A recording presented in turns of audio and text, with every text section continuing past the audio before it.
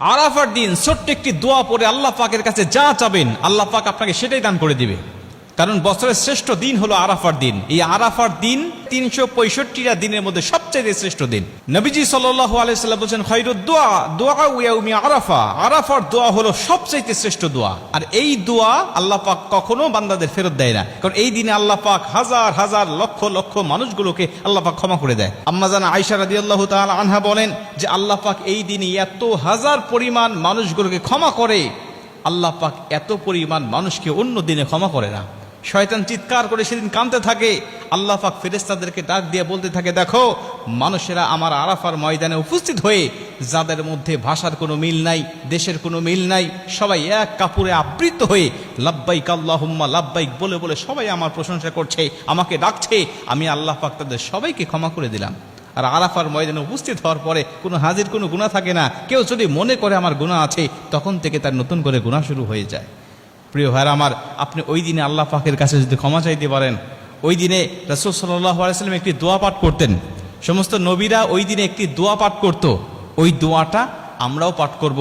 আমাদের যাদের তৌফিক হয়নি, আমরা যারা যাইনি সেখানে, আমরা নিজ নিজ দেশে থেকেও, নিজ নিজ এলাকায় থেকেও আমরা যদি দোয়াটা পাঠ করে আল্লাহ পাকের কাছে ক্ষমা চাইতে পারি, আল্লাহ পাকের কাছে কিছু চাইতে পারি, আল্লাহ পাক আমাদের খালি হাত ফেরত দিবে না, আল্লাহ পাক আমাদের দোয়াটাও কবুল করে নেবেন। নবী সাল্লাল্লাহু আলাইহি ওয়াসাল্লাম সেই দোয়াটা পাঠ করতেন, লা ইলাহা ইল্লাল্লাহু ওয়াহদাহু লা শারীকা লাহু লাহুল মুলক ওয়া লাহুল হামদ ওয়া হুয়া আলা কুল্লি শাইইন কাদির।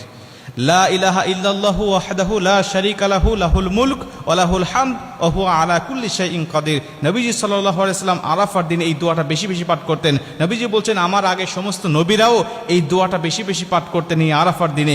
অতএব আমরা যারা যাইনি আরাফার ময়দানে, আমরা নিজ নিজ দেশে থেকেও এই দোয়াটা আমরা পাঠ করতে পারি এবং আল্লাহ পাকের কাছে দোয়া করতে পারি। এই দোয়াটা পাঠ করে আমরা নিজ নিজ ভাষায় আমাদের যা চাওয়ার দরকার, আমাদের যা পাওয়ার দরকার, আল্লাহ পাকের কাছে সেগুলো আমরা চেয়ে নিতে পারি।